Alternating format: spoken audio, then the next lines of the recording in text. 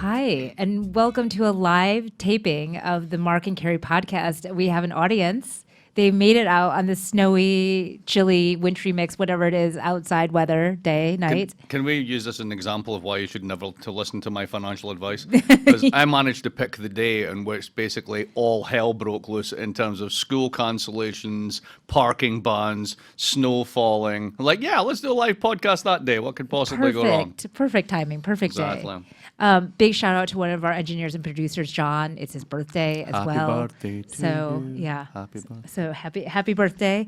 But I'm just excited that there are people here in the audience, and this is incredible. Yes. So, Thank you for coming. yes. Oh gosh. So lots of stuff to discuss here in terms of what's been happening since we last spoke. Of course, the impeachment grind still goes on. I don't know if anyone like me was at total. I thought I was being smart, but then I realized after watching like 150 million hours of impeachment testimony that maybe I wasn't as smart. But if you subjected yourself to that pain, you may have asked yourself the question that I asked myself, which is, does any of this actually matter? And of course, it probably doesn't, because it sounds like the Judiciary Committee is going to draft the articles of impeachment this week and then move it to a full House vote. But of course, it then is overseen by the Senate. And what will happen there, we know it'll be along party lines. The only interesting thing that may come out of that is that John Roberts will be the person who is the presiding judge over the impeachment hearing, and that might be somewhat interesting. But otherwise, I mean, you think all of this time and pain and agony that we're all going through and the public has to experience, and does this actually move us anywhere? I'm having real trouble with the mic here. Thank you. And of course, the joy of this is that it probably doesn't mean anything. So all of this for something that will die in the Senate. It's hard not to be jaded and cynical about the entire process. But we've been doing this for weeks now, if not months, right? I mean, how long has this nonsense been going on? Well, what nonsense are we talking The about? actual I guess? the discussion of the impeachment, to the possibility of the impeachment, to the articles of impeachment, it's sort of episodes 1, 2, and 3. How far have we been through? I mean, probably at least since the end of the spring, if not. I mean, if we're talking about impeachment, Right. of course, that goes further back. Exactly. So we always knew that at the end of the day, it would have to go through the Senate, check. Correct. Yeah. And there was no way they were going to abandon him, because basically the entire Republican Party is Trump's party at this point, because there's nothing left except him. Hook, line, and sinker. Yeah. Right. So therefore, that would be a suicide note. Right. Right. Unless you have a couple peel-offs from those moderate senators that are worried, but it's unlikely to happen. Who will then get murdered in a primary. Yeah. Yeah. Right. Yes. So that's not going to happen. Right. Next. What else does? Yeah. What's else been going on for months that doesn't matter? One of the top or issues that got a lot of press was the president's interference with a Navy SEAL officer. And Sorry, that sounded rude. Would you like to be more specific as to what yes. happened? So the Navy SEAL took a picture, I think, with with a dead fighter, with the body of a dead. Yeah, we know that, but why is Trump involved? Oh, yeah. Well, this is actually a really good question. Why is the president involved? The Pentagon said, the head of the Navy said that they were not going to allow the person to come back to the Navy. And then suddenly the president intervenes, and the head of the Navy resigns in a rather pointed letter, I would say, as well. Of course, all the blaring headlines have been about whether or not this is a real test of the patience of the Pentagon, with the president constantly interfering in cases like this. If you catch the president's attention, then you'll get presidential intervention. And how is this the way to actually do disciplinary cases? Big question mark. Perhaps even broader than that. I mean, if you think about the central bureaucracy of the United States, it's basically been defenestrated, and/or anybody who's any good is left, because Yes. morale's murdered. The only place that's a partial exemption to this is probably the military. So the only people that have really benefited anyway from this administration in terms of part of the governmental apparatus has been the military. And now he seems to be trying to piss off the military. Well, and it's interesting because, of course, over Thanksgiving, he flew to Afghanistan. We all saw the pictures of him handing out dinner to some of the soldiers. So in some ways, he gets the symbolism behind this, that he has to make sure that he keeps so he looks good. But wasn't one of his main points, why are we in places like Afghanistan, and then he's still flying to Afghanistan to give out dinner? Yeah, because we have to end these Right, wars. exactly. Yeah. I mean, like, Yeah. if the guy who basically said to the Republican Party, this is a really bad idea, we shouldn't be here, and we're still here. I mean, does that suggest that we're going to be, there's the Groundhog Day on this one as well? We'll be in Afghanistan for the next 300 years? Well, yes to that, but I also maybe he's taking a lesson from some of his Latin American counterparts, which is to make sure the military is on your side, so there's not a coup, and the military takes over. I mean, that's Did you one see thing that to stuff see. in the Atlantic? About there was going to be a don't know. civil war in the United States and blah, blah, blah. No, I So, didn't so see the, that. you know, the That's chatter very about all this, are we close to a civil war, right? So I just think this incredibly irresponsible sort of media crap trap getting clickbait for this stuff, right? So to have a civil war, what do you need? Oh, I don't know. How about the disintegration of the national economy? So imagine if California tried to secede, right? That would be something that would be consequential. That would matter, Seemingly. right? Back in the day when you wanted a confederacy, you could do it because all you did was get in touch with one of your 7 sons, because 6 of them were in the military, and then it was easy to get guns on your side. These days, there's lots of guns in America, but 40% of the public is obese, so they probably wouldn't be able to run at anyone with them, true, which would yeah. limit their force in some way. Yeah. So there's all this sort of like heat and not very much light going on about this stuff. Do you get the? I mean, I just at the point of this, I'm kind of exhausted by everything. Oh, I was just talking to one of my friends about this, but he said I'm beyond exhaustion and now I'm just bored. And he said so That's maybe it. Trump has done something that has emotionally exhausted all of us, or all the the ins and outs of the administration, but actually has moved it so that it's tedious, which is even worse. Which I is think. right, because then you can get anything done because everyone's just totally bored with it. There are Yes. no surprises left. No, he tweeted this big surprise, and Exactly. the new normal I think has really set in. But I thought the same thing after I watched all that testimony. Not only am I exhausted, but now I'm like, oh. All right, so months of impeachment that go nowhere, and then Afghanistan for the next 300 years. Yes, Great. yeah. What's the other thing that we've been talking about for like, I don't know, is it about 12 years now? It starts with a B, right? Yeah, that's it. It something could be the B word. Yeah, It's Brexit. But now we don't have to talk about any Brexit anymore because Well, I mean, I guess there's election, but are they two separate things? Or are yeah, they the same thing? just to clarify for everyone, they're actually separate things. Brexit is not an election, and they're having an election that may or may not be about Brexit, depending on who you talk to. But it seems so. I was talking to some friends who are British, and seemingly, I would think they would know who they're going to vote for, but they're very torn actually about who to vote for and how to think about this. I mean, there's a lot of strategy behind voting right now. Yeah, there's a lot of strategy, and a lot of sort of people are bored as well Yeah. and exhausted after 3 years of Brexit. And so, Boris Johnson's number one strategy is let's get Brexit done. I mean, that's basically the policy, which is tantamount to basically having the political party saying, look, I know we're completely fed up of the very sight of me. So, if we can just get this vote passed, I promise I'll shut up. That would kind of be where he's going to with this whole thing. And then the Labour Party on the other side has got a leader who has actually was interviewed most recently and refused to say what he personally would vote on Brexit. Which, you're in charge of a party that is meant to have policies. You can't actually get away with just going, well, I think I should not possibly say that because it might influence the vote. Well, yes, you're meant to influence the vote. Points, yeah.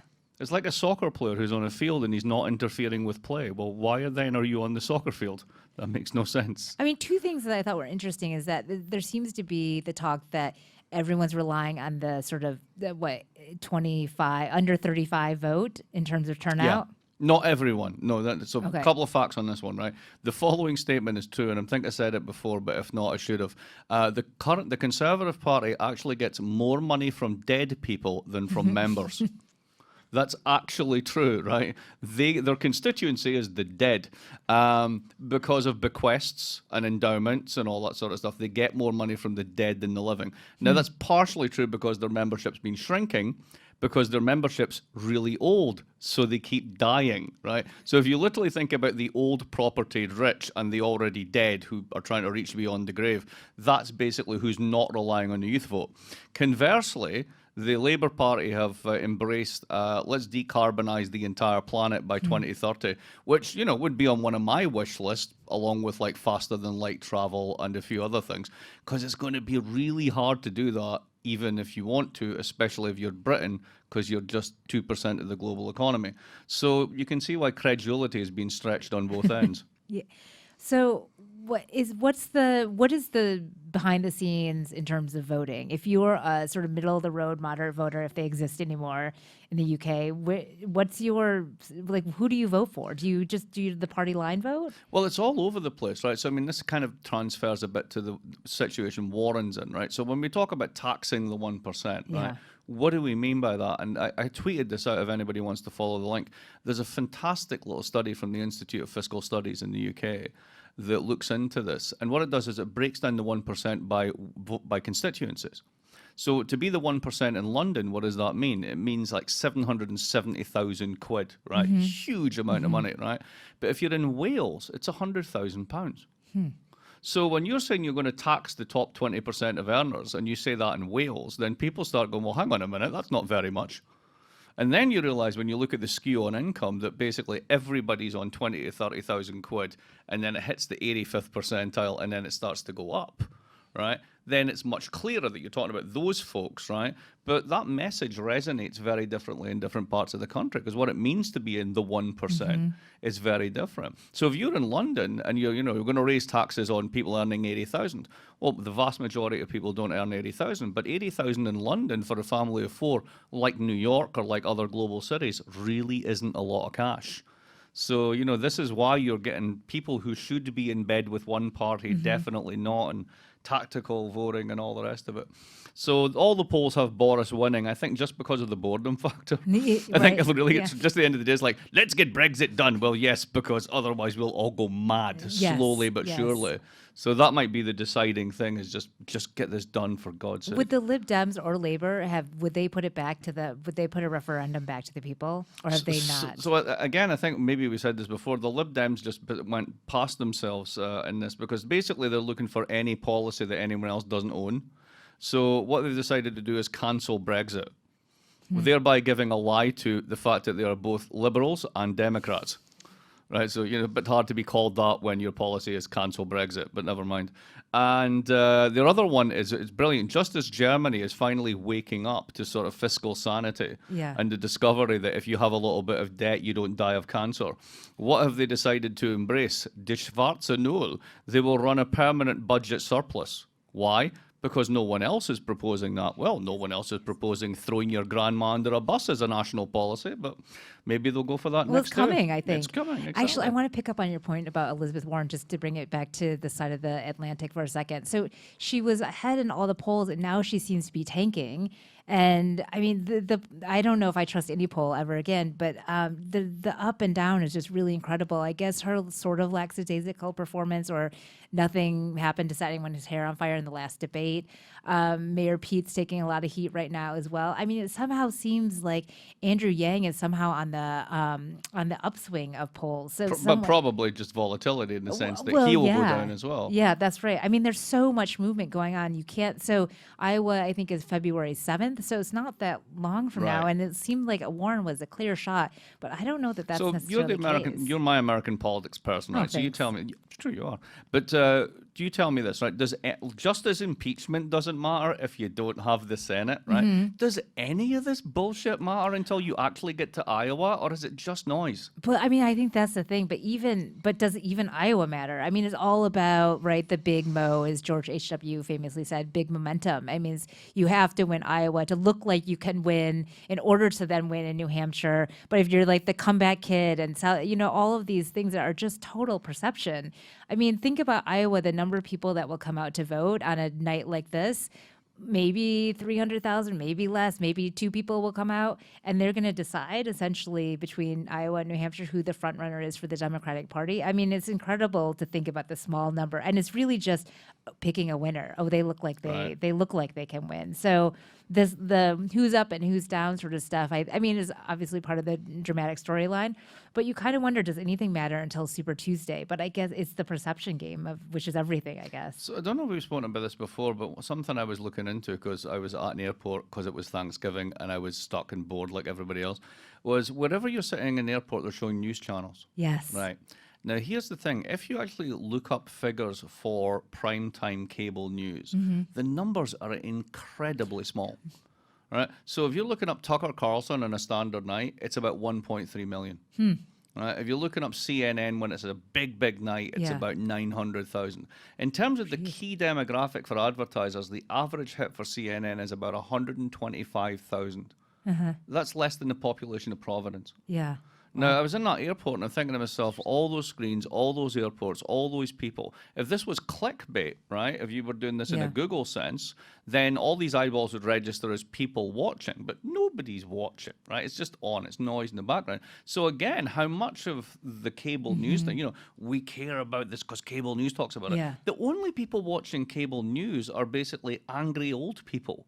Right, and cable news, right? And They're cable watching news. themselves. And politicians watching Yes. cable news, watching angry old Yes. people talking about the polls that they've Yes. just done for CNN on cable news. I mean, this is just this tiny echo chamber.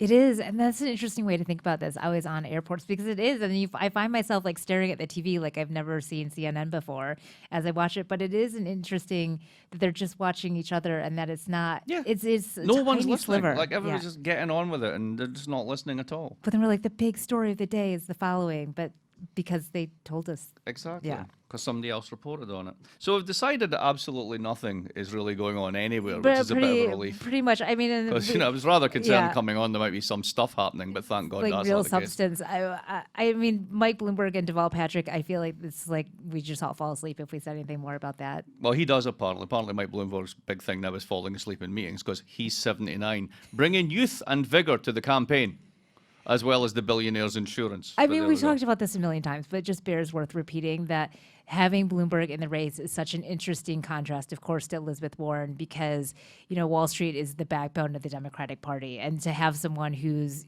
challenging that in Elizabeth Warren, and then to have the response to that of Mike Bloomberg getting in the race. Yeah, I mean, he literally just- a billionaire. Yeah, Yeah. I mean, it's talk about a tiny echo chamber. They're just going to duke it out, and it'll be interesting to see whether Warren actually goes after Bloomberg. Well, also, if debates. Bloomberg, as a Democrat, targets Warren with all of his wealth rather than targeting Trump, Yeah.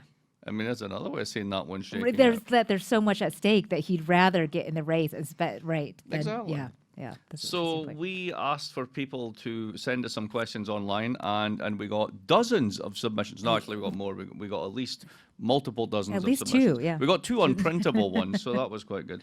But we decided to pick a couple of them. So if you're listening, here it is. You're up. So the Yes. first one is from Thomas Etienne, a French name in the Pacific Northwest. And he's a brilliant question, which I'm going to pass right on to Carrie after I read it.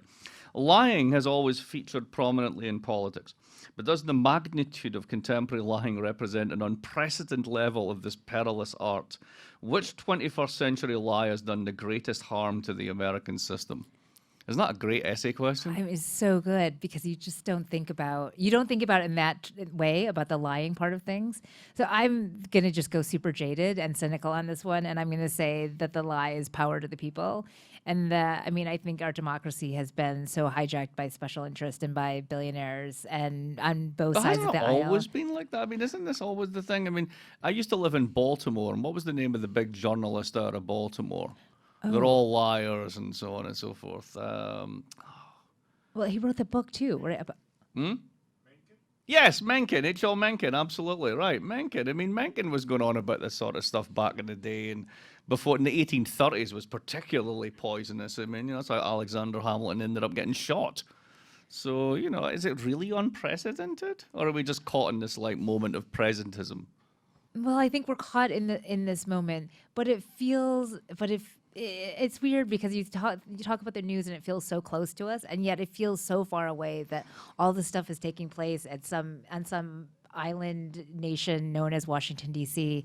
And so it feels really far away. So I guess that's where I feel really disconnected from stuff that you guys know. I'm a total political nut, and so I follow all of this, but it feels just really far away, and that the whole my vote doesn't count. I really believe that right now. And so I think that maybe it's it's cold and snowy outside, and that's why I'm feeling so cynical. But there's also this part that just feels really what does any of this matter? We're just here talking. Does anything actually matter? And I think that's where it feels like we can't really have any impact. So I'll give a slightly different version of that one. I think that basically because there was, let's say, a coarsening of politics over the past 15 to 20 years, much prior to Trump, the no drama Obama thing made it look especially bad right? So you had that moment where sort of the whole kind of the game was, no, I'm not like that.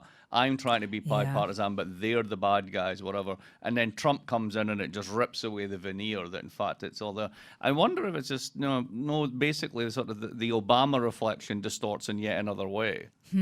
That's an interesting way to think about it, that he sets the stage for this to become It so it just becomes looks even worse. more. You know, Yeah. it's, you know, Yeah. my last girlfriend was a stripper, Yeah. but the one before that was a nun. So, Right. that makes the stripper look much worse, to use an analogy, But So I think that's really great analogy. as Thank well. you very much. What's your take on the lie, the biggest lie, or the one that's done the greatest harm?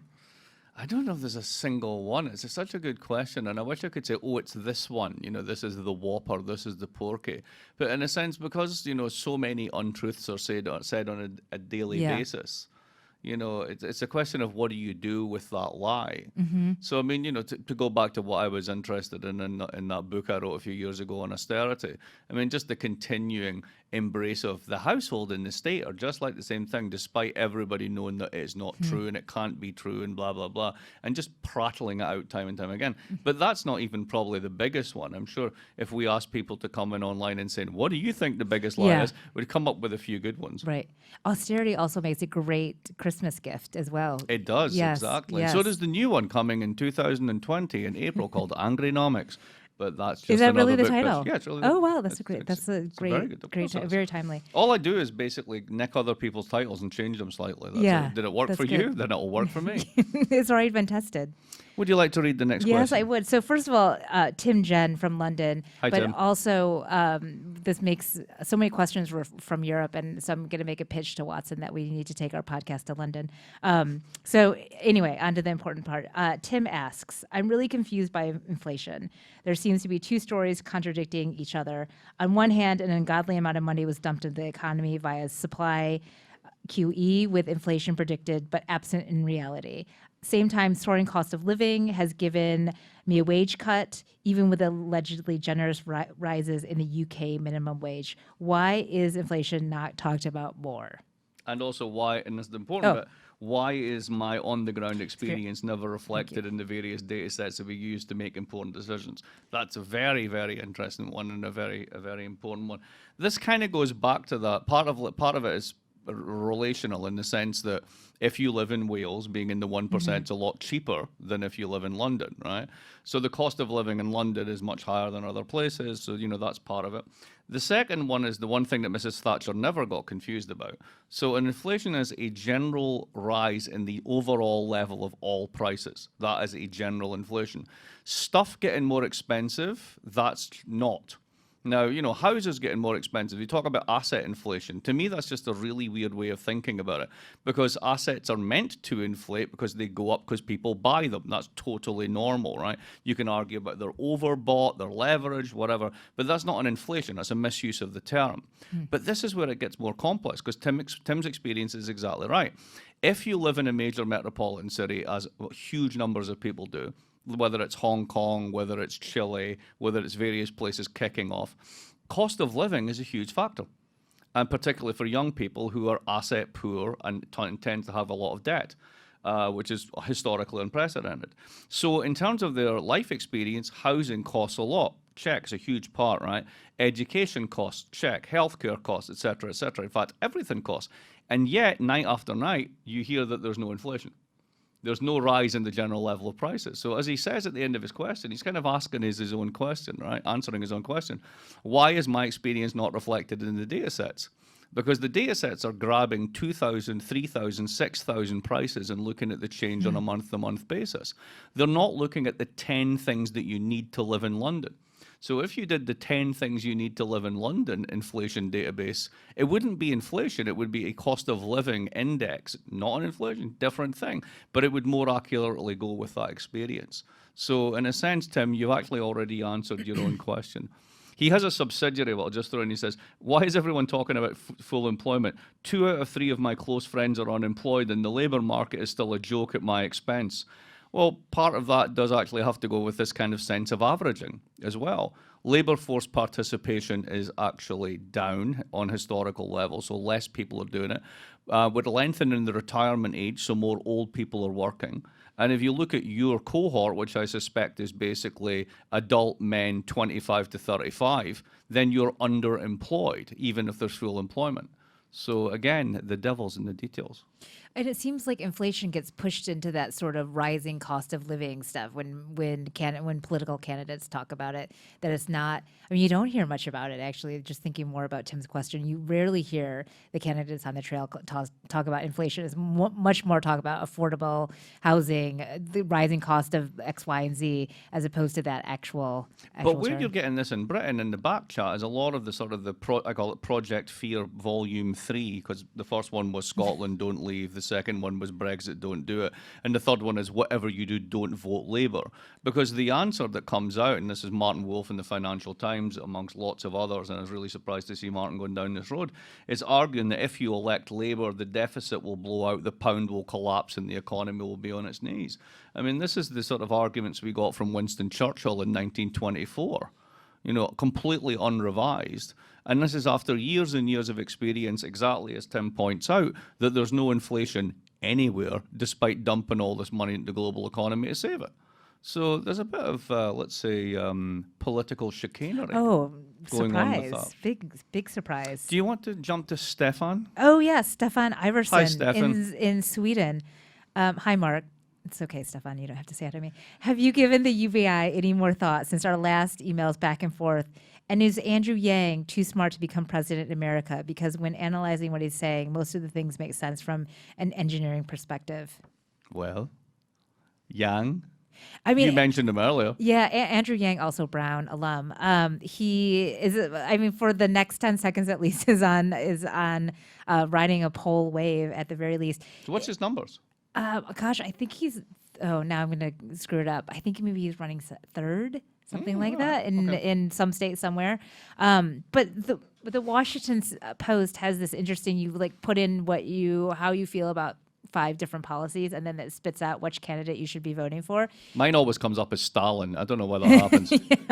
And Andrew Yang is I mean, if you look at the analytics, Andrew Yang is coming up again and again for a lot of people, and Warren actually is coming up as last. So even though you would think that'd be Warren, but Andrew Yang is. And of course, we totally trust the algorithm written by the journalists of the Washington Post. Or Jeff Bezos, right? Or Jeff Bezos, yeah, absolutely. Billionaire tax, no one likes it. Is he too smart to become president in America? I mean, I think his policies are probably not in line with where the battleground states are. So he has that. He has that against him. But I mean, he's got some interesting stuff that people are starting. I mean, other candidates are sort of starting to take over, which is always the highest form, right? When you start to have people take your own policies or take your policies from your campaign. So when I think about something different about UBI, Universal Basic Income, every time I think about it. So I try not to think about it. I mean, my gut reaction on this whole thing is we've got an economy with some version of full employment for some large amount of people, and we're still talking about a world with no work. I find that kind of weird. So if we're going to do anything at all about climate change, and let's face it, it's adaptation at this point, that adaptation is going to require massive amounts of labor power. There's no app for this stuff. And yet, what we've still got is this kind of Silicon Valley obsessed narrative that there's no jobs, there's never going to be jobs. The simplest thing to do in climate change adaptation is to retrofit buildings. That has to be done by labor. So I just don't know why we're going to need this universal basic income, because there's absolutely no shortage of work. So I just don't see. So it's kind of an imaginary whereby the whole world's still a factory and it's been replaced by machines. So there's no work. But I mean, that's been going down since the 1960s. And it's true, output goes up. There's actually a couple of new papers that's all about this, but without going into that just now, that complicates the story a little bit. But essentially, most people don't work in factories. We swap services. Why is that change, in a sense? So I think it's a bit like blockchain, this technological blockchain. It's a technology looking for something to do.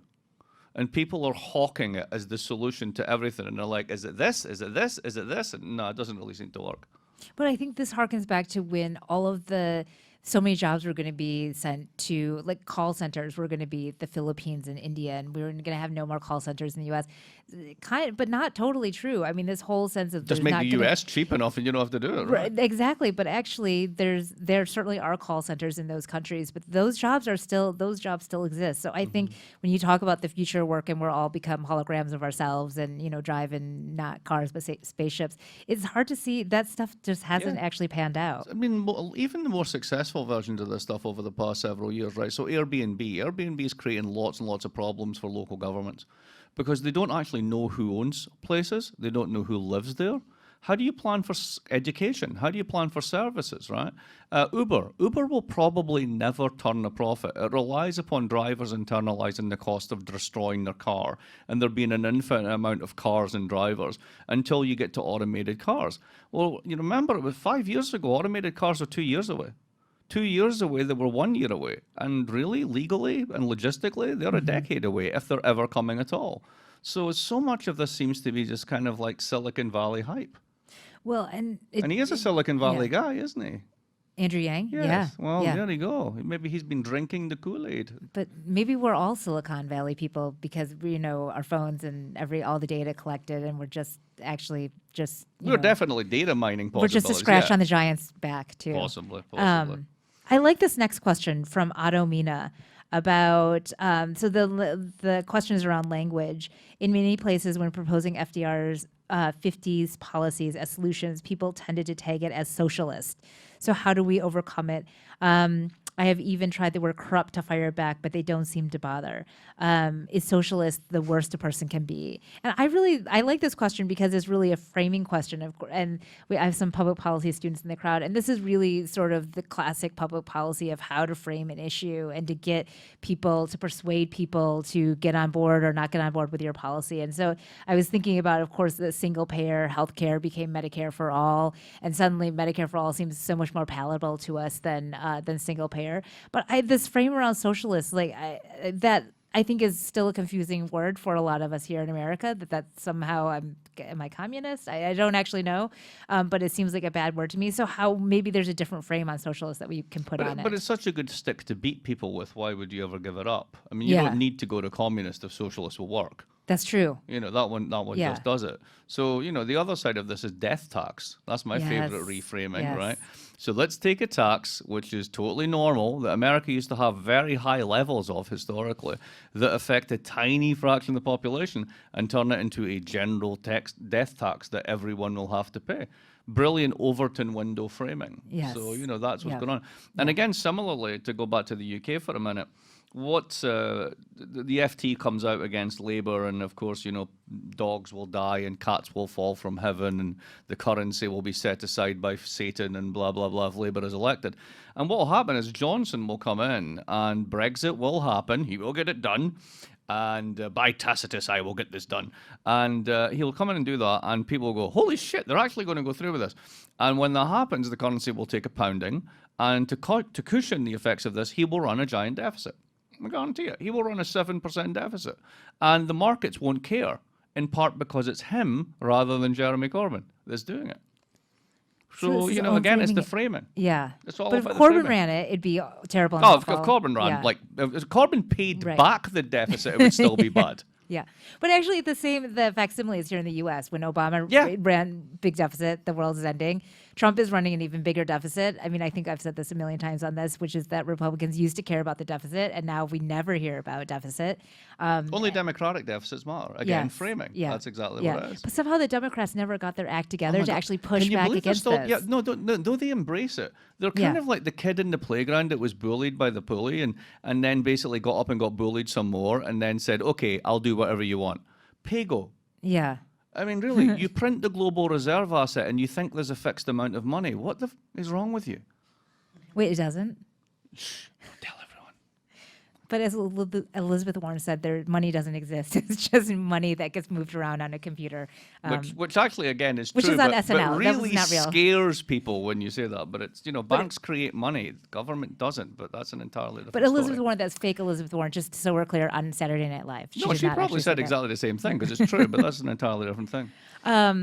Well, we're getting to the end of the calendar year here. Yes, we are. So, But you're. before we do Oh, that, yes, should we please. bring in some of these lovely people Yes, that we have been here should. and Yes, ask thank them you if for they that. want to have Thank you any for that, questions? for that signal. That was that prompt there, Carrie. I was That just getting it. really excited about the end of the year. So do you want to get in for the last questions? We don't know what's going to be in this. Obviously, this is way too long. I'm going to edit it down. So if you ask a good question, you probably won't stand a chance of getting in here. My good friend from the financial sector. Hang on, wait till you get the mic so you're recorded. Say your name, please. Alec. My question is about the Senate trial. You approached it as a foregone conclusion, but actually some of the Republican senators could vote to call witnesses like John Bolton, or they could vote for a secret ballot for impeachment. So things could be different than, I think, the general consensus. Do you think that's possible? I think it is possible. Bolton right now, I mean, that stuff is tied up in the courts, right? Because he wants the courts to tell him that he has to testify. I kind of guess I think of this as somewhat of a dream, in that Bolton will somehow, which really hurts my brain to think about, that he'll be sort of the undoing of the Trump administration. And a secret ballot, it's hard to see McConnell allowing for a secret ballot. So on that, unless somehow they're able to get it by on a majority vote. But I don't even know whether Republican senators would do a secret ballot. But maybe they would allow for a secret ballot on that. But I don't know if Bolton testifying, he seems like the one, Democrats hang their hope on that one person. And I don't know that he's going to give up the goods. I mean, I think we probably got as good as we got with him saying that, the drug deal with Giuliani. It's hard to see him coming through unless he's really got that secret smoking gun. I don't think that he comes through. But I'm especially jaded this evening. But it's hard for me to see what exactly he has that will persuade Republicans if they haven't already been persuaded.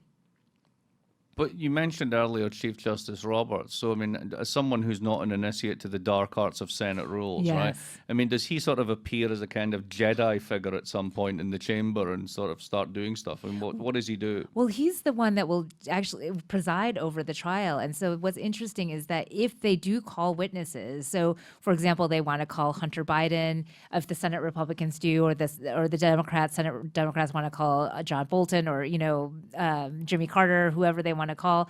I mean, he'll say immediately sort of yes or no. So he will have worked out with McConnell and Chuck Schumer, the leaders of the Democratic and Republican Party, sort of what the guardrails are for him. But he also is a free agent and can say, if they want to call whoever, he could immediately say yes, that person needs to be brought in, or say no. I mean, he's a pretty conservative guy, not in terms of politics, but just in his demeanor. So it would seem like that would probably all be sorted out and there wouldn't be any surprises. But I mean, there could be. I mean, there's no rule that says that you can't ask for, Mother Teresa to be called in, and he denies. He could say yes or no to that. Also, didn't the Democrats hang their hopes on one person before called That's what Mueller? I always worry about, yes. Remember Mueller?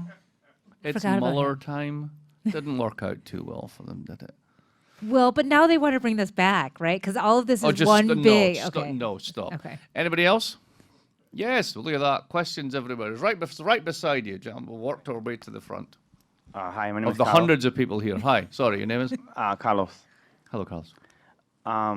You said we're printing a lot of money right now. Andrew Yang has a plan to kind of give a lot of money to people. But wages are obviously stagnant for most people, and unions are gone. So does anyone have a viable way to get things back to the way they were in the 60s, 70s, et cetera? Wow. Thank you for the best question of all time, because all of these politicians should be forced to confront that one. It's a tough one. It's a really tough one. I mean, how do you make wages higher? You kind of have to do two things. It's not just about growing productivity, more for less. You have to make sure that labor has some institutional mechanism to claim their share of productivity gains. And that basically was COLA contracts, cost of living agreements, social norms, unions. All of these things have just been eviscerated. And because we live in a much more open set of interlinked economies, companies move, but labor doesn't. And that is a huge constraint on this. So we've kind of built this system over the previous 30 years, even sort of taking the 2008 events and bailouts as a kind of large system crash that got patched up and we just carried on. we don't really know how to turn it around. So this is why I think we get UBI. This is why I think we get we need to come up with some left field solution, because at the end of the day, if you're going to integrate, the labor markets of China and India to the global economy, the bits of the supply chain globally that they hit has got to have a depressive effect on wages, on those bits in other countries. And, Branko Milanović's work has shown this, etc. How do you change that? You got to have a very different imaginary about it. One way to do it, and this is what you see with kind of right-wing populism for all of its ugliness, is if you map their kind of policy positions, they tend to be much more pro-statist. They're not liberals in that sense, very suspicious of trade, all the rest of it. So you basically renationalize the economy, you're competing with a smaller pool of labor. Does that mean wages rise? Just as likely you bring back inflation, which eats away wages. So unfortunately, there's no easy answers on this. My favorite example of the sort of the silly answers you can get for this was in the last election when Senator Clinton was talking about what do you do with workers in Virginia if you decarbonize. And the imaginary seemed to go in two directions. Either you do coding or you build windmills. And that was it, which, is a tiny, tiny part of the American economy. In fact, most of it's done down in Denmark and China. So, what do you do with that? There are no easy answers. Does a minimum wage, does that actually stifle? I mean, I know this is a very political question, but political economist Blythe, does that actually depress wages to have like a high minimum wage? Most that's the stuff that they started doing kind of what you might call natural experiments statistically with this stuff about 20 years ago, and state by state comparison. Somebody raises the minimum wage, somebody else doesn't. What happens? And either it's a wash or there's actually no real effect on it. But I mean, the better thing to do is, I think, the high road approach on this is to automate as much. We kind of forget what the whole point of automation was, which was to work less. And we don't. We work more as we get richer, which is just utterly weird and bizarre.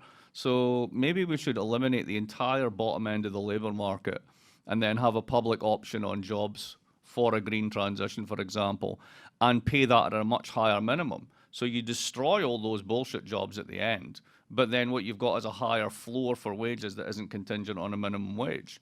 And then you spend through that. So that would be one way of doing it. Robert Hawkett at Cornell University is an advisor to both Warren and Bernie on how to finance a green transition. And that's part of what he's interested in, is essentially raising the floor for the majority of wages who could be actively employed in a green transition. And then all the bullshit McDonald's jobs, just automate them. Forget it. Just go, just move on. There's no reason to be doing these things. And I think that's actually a much more productive way of thinking about it. Yeah. And I think rounding it out, we have this gentleman, unless any other hands go up. Thank you. Your name, sir? My name's John. That's your own. Yeah, hi. We've talked a lot about Brexit, and Brexit's been in the news. And my question to you is twofold. Would you see any other countries following Britain's lead out of the euro? And conversely, on the southern flank, with Turkey unraveling NATO's southern flank, how do you see that playing out after 100 years of westernization in Turkey? Ooh, two very different issues. You want to go any on this? I mean, first of all, they weren't in the euro; they were in the EU. So that they're coming out of that; they're not coming out of the euro. Oh, right, because they don't have. have It's it. so confusing what countries have the euro and which countries. No, have everyone has the the euro except Britain. No, but Denmark is not part of the EU. Denmark. I mean, is all too. these countries. The and you're like, Scandos are actually smart, and the Eastern Europeans, because they all pretend to join the euro, but they won't. but 'cause they then know you're it's like, a why German aren't prison. you part of it? I mean, you're so nice and like neutral, and then Because they're it's not. great to have an exchange rate. Yeah. Right? If Yeah. the shit hits the fan and you have your You own got your own currency, you kroner. can print and you can basically devalue. Yes. If you're in the euro, it's like, oh no, a double dose of austerity for you, thanks No, very much. You're totally screwed when the Exactly. zombies come. So anyway, do you think anybody else is going to follow them out? I mean, I would assume no. I mean, the biggest economy, or the one that you would think, just because they have the strongest economy, would be Germany. But that would be totally insane for that to happen. Yeah, actually, that's Joe Stiglitz. What he wants to happen is he wants the EU to stay together and Germany to leave. But it's like when you got But what do you have when you've got a left? really good party and one real idiot turns up and you're like, can you just leave? Because it was a great party till you joined up, right? No, nobody else will follow them out, particularly out of the euro. The people who are most likely to want to do it are the Italians. But the problem is you have the euro. So if you leave, you'd need to get Nuevo Lira. and you'd have to Just print start them all reprinting. without everybody knowing about it, and then you'd have to distribute them without everybody knowing about it, and then anybody that had actual euros would then open a German bank account, and there'd be a giant sucking sound as all the money left Italy, and then the new currency when it came in would be worth literally as much as Mark Blythe dollars. So you would destroy half of national savings minimum, so nobody's going anywhere. It's a perfect prison. It's the Hotel California. You can check in, but you can never check out. Regarding NATO and the southern flank question, it's all up for grabs. I mean, regardless of what happens with NATO, the Brits and the Americans will stick together, as they always do, particularly in defence and security cooperation. The Five Eyes project is basically the Anglo-settler countries, like helping each other out with eavesdropping and everything else. All of that continues. What it does, though, I think, is it pushes Europe, ex-Turkey, much closer together. I think you will see real sort of moves on community level or EU level defence industrial policy and a whole bunch of stuff they would never have normally done, because they got China on one side and they got America on the other side, and both of them are going to hurt. So, you know, this is where the EU itself will start to become more of a thing. So you end up with three big blocks. You basically got China with allies or satraps. You've got America with allies or satraps. And then you've got Europe caught in the crossfire. So Turkey in that one, Turkey is basically disengaging so it doesn't get caught in the crossfire. And Turkey becoming part of the EU will that be revived? That's never going to That's happen. just That totally- was okay. never going to happen. Okay. In closing, I'll tell you a story about this, which when I was at graduate school, so it was about, I don't know, it must have been 92 or 93 or something like this. And there was an EU, brown bag, some ambassador or something came over. And there was, various members of the public would come in as well as the academic audience. And there was a woman that always came to this stuff, and she was very old Parisian, like Parisian old money, that sort of thing. The type of person that wears a furry hat, that kind of thing. And this ambassador who was there talking about the admission of the Turks and all that sort of stuff. And she just put her hand up at some point and says, "I'm sorry, I think I misunderstood you. You're talking about the admission of the Turks to Europe." I said, "Well, yes, that's where we eventually were working towards it." He goes, "The Turks aren't European. What are you talking about?" And at the time, everyone's like, "Oh, horrible racist. Look, didn't know that was yeah. going to become policy." Right. Right. The irony was she was just a trailblazer on that one, because that's what actually happened. A light note to finish. Yes, it was very. What's on our light note? very holiday cheer. So here's our notes. What have we got on the light note? Nothing. All right, let's see. So we have to make something up. What year ahead? The What is year What is ahead. your year ahead? My year ahead. All right, things that won't happen. We're finally going to get to grips with the climate emergency and do the necessary investments. Okay, that's not happening. Trump will be impeached. That's not happening. The Democrats will find someone who the whole public rallies behind and believe, forget that, that's not happening. Eternal tariffs. So today, it doesn't matter. See, the great thing about Trump is he's an equal opportunity abuser of friends and foes. So it doesn't matter if you're Bolsonaro, you can get tariffed as well, right? So I think this is what we're going to see. So my thing with Trump and tariffs is the following. I'd mentioned this on the podcast and I misspoke. I'd referred to these things as nightingales and I meant to say martingales. There's a betting strategy where you just keep doubling the bet and eventually the odds will go your way and you win, right? So if you print the dollar, right, and you want to bully anyone with tariffs, you can totally do it because you're basically playing a martingale, right? So up, up, up, up, and it's just a question of at which point you squeeze, right? Or you scream on the other side or you give up. And I thought Trump was basically like, okay, get them here, right, now do it again. Right, now get them here, they're doing it, and then we'll do a deal, right? But now I've come to the conclusion that there's no deal. That's the strategy.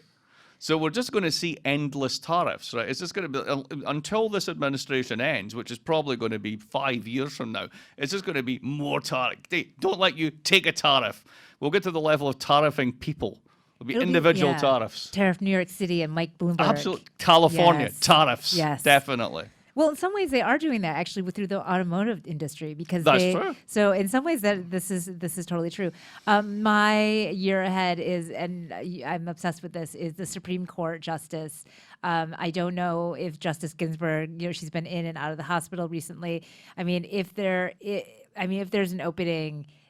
McConnell's going to drive his Supreme Court justice right to the very end, whether or not there's impeachment, whether or not like it's the day after the election and that President elect Andrew Yang is going to take the Oval Office. I think that's the thing, is that her health just seems so touch and go, and so what does that mean? But the other thing is maybe the Supreme Court is, we have our eye on the wrong thing, and we should really be thinking about the federal courts more and all of the new appointments there. But that's the thing that I think a lot about, is that opening on the Supreme Court. But I've said this to you many times. There's a Yeah. kind of like American liberal imaginary that the court was liberal and then it became conservative. No, yeah. And it's always been conservative. There was one Yes. liberal court, and despite that, it actually did some remarkable things. Yeah, this is right. So, This you is know, right. the thing is, this is the biggest danger, that we confuse conservatism with being wrong. Yeah. Right? That's a totally wrong perspective, right? Just because you're a liberal doesn't mean you're right. I don't mean you personally, but as a Yes, philosophy, yep. I think there's a huge danger in this, right? That conservatism itself is simply a philosophy. And as a philosophical standpoint, it's as coherent as any others. So the fact that someone's a conservative doesn't mean they're wrong, evil, Nazi, etc., etc. That's a totally stupid way of looking at the world. And to me, the tragedy of the moment is that's what liberalism's got itself Yeah.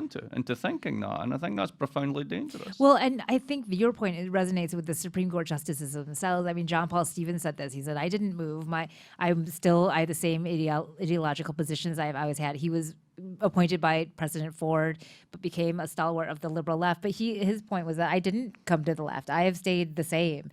The issues have changed. So, I mean, I think it's the court, the justices that actually make up the court would agree with that point. Exactly.